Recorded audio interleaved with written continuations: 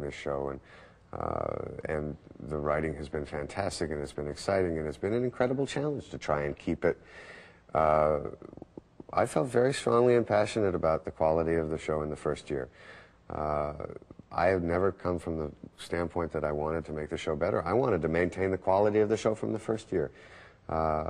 And through an incredible effort from everybody, from the writing staff to all of the actors on our show, our director, John Cassar, to our crew,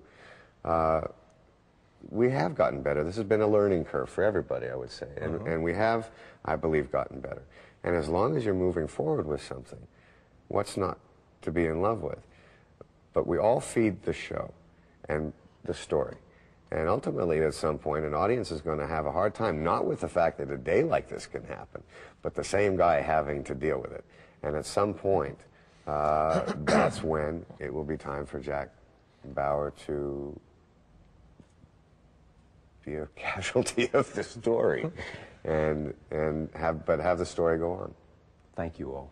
It's a pleasure to be here, to be on the set of CTU, to talk about the creation and the development of a series that has impact, and in a way, no matter how much fiction it is, as we talk, there is at the United Nations a meeting of foreign ministers and lots of other people about the threat of nuclear terrorism. I mean, that is the subject of the agenda, nuclear proliferation and nuclear terrorism. I mean, talk about being influenced by headlines in terms of where the public's curiosity is.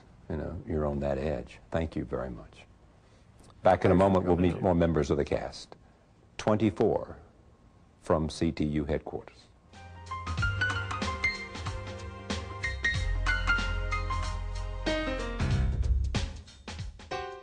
Okay. Let me begin, first of all, by asking you what's different about Carlos working on this show, if anything. Is it different than other experiences as an actor? I think the biggest difference for me is that you get to, you're not playing the same thing all the time. I feel like a lot of television shows, anyhow, that I've worked on, that's, you know, if a show goes on for a few years, it sort of feels like they're doing the same episode over and over again. It feels like sometimes there's a sense of complacency around the set. And with this show, it can't happen because it's always changing, you know. People are getting killed off, or storylines are changing every year, or, you know, and the greatest thing, I think the most fun for me as an actor is, you know, between each season we have about a 1.5 year span, so that you can take what happened in that preceding season and see what effect it had on the character and let it sort of fill in the blanks in that 1.5 years before the next season starts, and that character has evolved and changed, and so that's been the most fun for me, I think. Audrey, you got a minute? Yeah, sure. What is it? It's about your brother, Richard. Is he all right? I assume he is, yeah. What do you mean? We just found out that Habib Marwan got a call from Richard's cell phone a week ago. I'm sorry, but that's absurd. We don't know what it means yet, but Buchanan is sending a team over to pick Richard up right now. Tony, my brother was already brought in once today, and he was cleared. Yeah, I know. But this call definitely connects him to Marwan and the missile. Look, I don't know how he got mixed up in this, but my brother is not a terrorist. Marwan, shaping the character. I mean, part of it comes from the script that you're given, but tell me how you see this guy. Who is the character you play as an actor? Charlie, all I had to do was look at that photographs. I pulled it up on the internet of the guys that were involved in 9/11, you know, and especially the lead guy, Mohammed Atan. I'm loath to say that I took inspiration from him because I don't want to be taken in the wrong way, but you look at that man's photograph and you look at that face and it has no doubt. You know what I mean? There's no doubt. There's a conviction that is... Yeah, there's a kind of conviction and a single-minded purpose that's in that photograph, you know, of, I don't know if it was his license or pilot's license or whatever, but just that photograph was enough. I just looked at it and said, that's the guy I've got to play, you know. He's got to capture that element of his life. Yeah, just somebody that has that single-minded devotion and purpose, you know, and has worked for years, 10 years before the event, has been planning this, you know, and really just playing that, just focusing in on that at all times. You and I both know all I want to do right now is kill you. But I have my orders. We've run out of time. You win. I've been instructed to ask you what you want. What I want is already happening. The death and destruction of innocent life is a means to an end. Why don't we just skip to the end? To the end? Everything that you did today, you did for a reason, for your people. What do you want to change? I have no interest in having a political discussion with you. I'm in a unique position to make things happen. I have the ear of the President of the United States right now.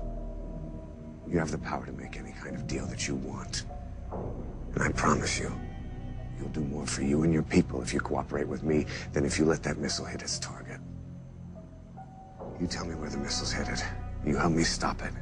And I guarantee you that you will talk to the President. And he will listen to you. He has no choice.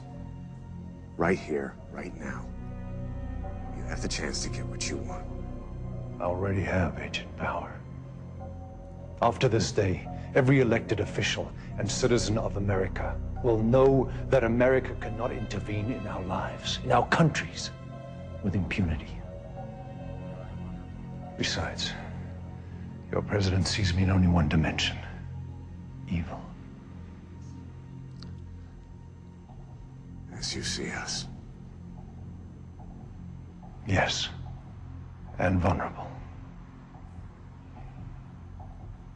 Is part of what makes this work, Kiefer, you and I talked in the previous segment about what it is that brings them in, that there is inevitably this great conflict between a Marwan and a Jack. One of the interesting things, I mean, you were asking Carlos about how, is it different, in fact, to work on the show. In this regard, specifically, for me it is. We have only worked together in a few scenes. Right. We've spent an entire year working towards each other. That's the first time I've heard him describe any kind of impetus towards how he developed his character. I find that extraordinary because as he's describing his character, he described mine as well. There's a kind of conviction and commitment to what you were there to do as the character, which is why those characters are matched so well. That's a product of the writing, that's a product of the situation, but it's also a product of interpretation. An actor's interpretation. Absolutely. And one of the fantastic things that this show has done and accomplished, and this really goes through the producers, through the casting directors, the actors that have come through this show have been fantastic. We've had extraordinary actors. And in John Cassar, in casting a lot of the parts, they might have had this conversation. He'll know from a conversation with me that that will connect. And those choices are made, and I think they're made incredibly well. And so two actors, and all of my work is dependent upon his work, and we never work together until the very, very end of the season. That's an incredibly unique scenario. Is Jack more interesting now because of what we know about him? For you as an actor to... Yeah, absolutely. And I think every season there's been something that he's had to take with him as a loss. He's had to take the loss of his wife from season 1 to season 2. Season 3 to have to kill one of his own in order to appease a terrorist, to buy time to solve the problem. That's something that he's taken with him. Certainly the estrangement between he and his daughter. All of these things which an audience has actually seen and heard allow me to reintegrate those ideas back into a character. And then ultimately, to be able to get to season 4, where an audience has traveled with this character for that long a period of time, to be able to start season 4 off happy. I think Jack smiled in the first 3 scenes more of season 4 we know why, don't we? than he did in the entire series run. We'd smile and too. it had to do with Kim. And from that, what a great place to launch into what was ultimately going to be this horrific day, was to come from a place of joy. Yeah. That character's never had that. And yes, obviously over the arc of the 4 years that we've been doing the show, all of the different things that have happened to this character are allowed to come back into play each following season. He is essentially not a joyful man? Or he's known I little joy? I liken him to, if you've ever talked to a homicide detective in any major city over a 20-year period.